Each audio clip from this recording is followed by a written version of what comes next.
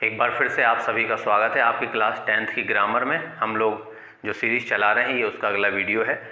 Past tense हम complete कर चुके हैं, आज हम शुरू करेंगे फ्यूचर टेंस। तो आइए समझने की कोशिश करते हैं।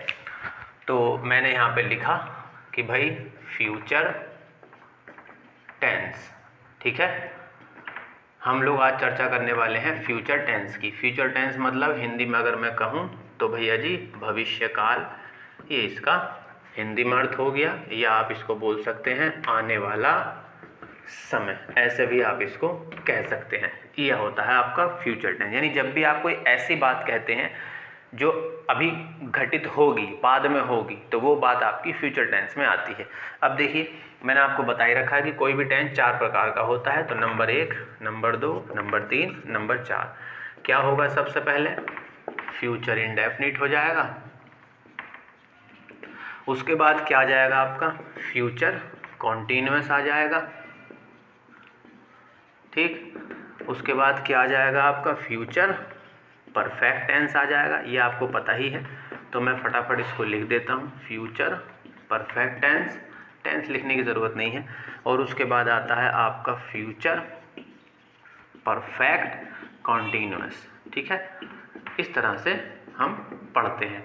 तो आज हम चर्चा करेंगे फ्यूचर इंडेफिनिट की, फिर अगली वीडियो में फ्यूचर कंटिन्यू की, उससे अगली में परफेक्ट, और उसके अगली वीडियो में हम परफेक्ट कंटिन्यू की चर्चा करेंगे। तो आइए सबसे पहले हम चर्चा कर रहे हैं नंबर 1, क्या है आपका टेंस? फ्यूचर इंडेफिनिट की चर्चा कर रहे हैं। तो ये बहुत सिंपल सी चीज़ें हैं। अब देखिए, फ्यूचर इंडेफिनिट है तो भाई इसकी पहचान भी होगी। तो पहचान है, नीले पेन से लिख देता हूँ। पहचान होगी आपकी कि भाई कोई काम करेंगे, ये इसकी पहचान होगी। यानी भविष्य में आप कोई काम करेंगे, इस तरह की आप अगर बात बोलना चाह रहे हैं तो फ्यूचर इंडेफिनिट में वो आएगी।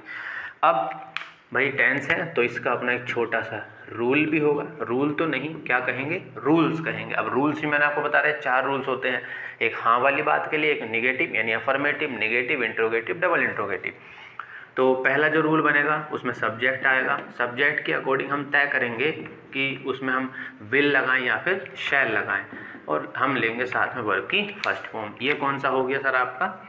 ये हो गया आपका अफर्मेटिव, ठीक है। उसके बाद निगेटिव के लिए हम क्या करेंगे? विल और शैल के साथ लगा देंगे नोट।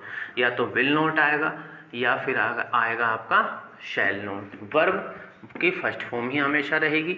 ये कौन सा हो गया आपका? निगेटिव हो गया। एक दिन मैंने आपको रूल्स मेकिंग बताया था, अगर वो आपने देखा होगा तो आपके लिए रूल्स बनाना इतना मुश्किल नहीं होगा। तीसरे में हम क्या करेंगे? विल या शैल को शुरू में रखेंगे। फिर क्या बचा हमारा? सब्जेक्ट बचा, प्लस नोट की ज़रूरत होगी तो ठीक, नहीं तो इसको अंडरलाइन कर दीजिए ताकि हम ना लगाएं। और वर्ब की फर्स्ट फॉर्म, ये कौन सा है आपका? इसको इंट्रोगेटिव कह लीजिए।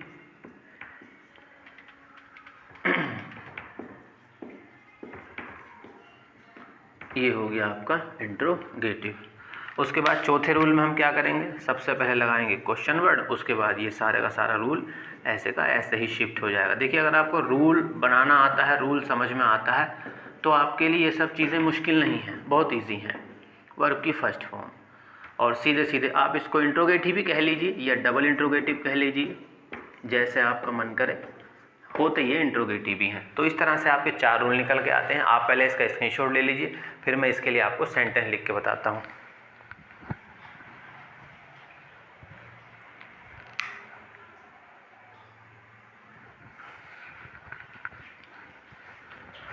आइए अब इसके लिए सेंटेंस पढ़ते हैं और किस तरह के सेंटेंस इसमें हम बनाएंगे। हाँ, छोटा सा एक इसमें नोट और देख लीजिए। नोट ये होगा कि जो आपका एक सब्जेक्ट होता है आई और एक होता है वी, WEV, वी माने क्या होता है? हम। इनके लिए हम क्या यूज़ करेंगे? शैल का यूज़ करेंगे। बाकी जितने सब्जेक्ट हैं उनके लिए हम क्या लगाएंगे? विल का यूज़ करेंगे। बस इतना सा आपको ध्यान रखना है। आइए अब जैसे मैंने लिखा कि मैं जीवन भर पढ़ाऊँगा। सिंपल है, तो अफर्मेटिव है तो इससे बनेगा, देखो आई आ गया, पढ़ाने के लिए मैं हो गया, क्योंकि मैं पढ़ाऊँगा सब्जेक्ट आई शैल, पढ़ाने की हो गई आपकी टीच। अब अब ये हमारा रूल हो गया, देखिए सब्जेक्ट हो गया, हेल्पिंग वर्ब आ गई, उसके बाद वर्ब आ गई। अब जो बचता है आप उसको लास्ट में लिख दीजिए।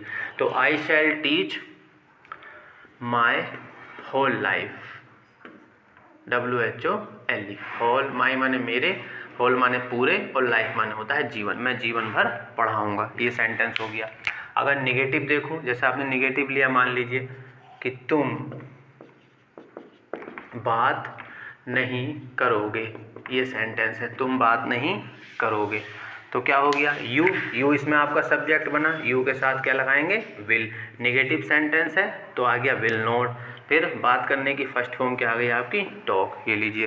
अब अगर मैं बात करूं इसकी ये कन्फर्मेशन वाला जो है इंट्रोगेटिव, तो इसमें क्या होगा कि क्या हम कल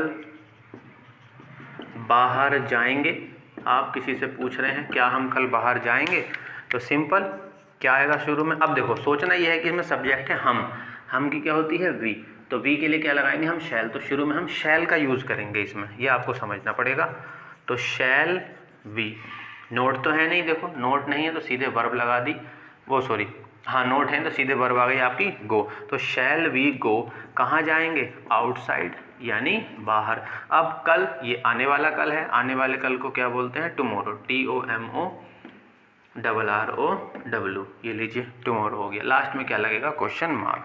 अगर हम सवाल पूछेंगे तो ये क्वेश्चन वर्ड वाला आ जाएगा। जैसे मैं अगर इसी में सवाल पूछूं सामने वाले से, जिससे मैंने पूछा कि क्या हम कल बाहर जाएंगे, उन्होंने कहा हाँ जाएंगे, तो अब मैंने पूछा कि कल हम कहाँ बाहर जाएंगे, मतलब कहाँ जाएंगे हम, ये अगर मैं पूछना चाहता हूँ कि भाई हम कहाँ जाएंगे, तो सिंपल सेंटेंस हो गया।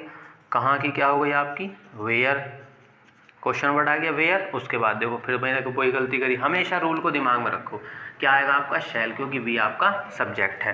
तो यहाँ पे मैंने लिखा शैल और उसके बाद वी, और गो माने होता है जाना, फिर यह आ गया आपका आउटसाइड। तो हम कहाँ बाहर कहाँ जाएंगे, तो भैया आप चाहे तो आउटसाइड मत लिखिए, where shall we go outside, हम बाहर कहाँ जाएंगे। तो एक एक सेंटेंस मैंने आपको बता दिया है, आप जितने चाहे उतने लिख सकते हैं। फ़ोन में आपको बहुत सारे सेंटेंस मिल सकते हैं, अगर आप खुद नहीं सोच पा रहे हैं तो जितने हो सके आप सेंटेंस बनाइए, क्योंकि अब इसमें सिर्फ सेंटेंस बनाने का ही काम है और कुछ नहीं है। बाकी इसके जब आप प्रैक्टिस करेंगे, बार बार धीरे धीरे रिवीजन करेंगे, तो आंखों के सामने से जब इस तरह की कोई बात आएगी तो आप पहचान जाएंगे कि ये सेंटेंस फ्यूचर इंडेफिनिट का है। इस वीडियो में सिर्फ इतना ही। आप सभी को नमस्ते, जय हिंद, अपना ख्याल रखिए, खुश रहिए। इसका आप स्क्रीनशॉट ले लीजिए।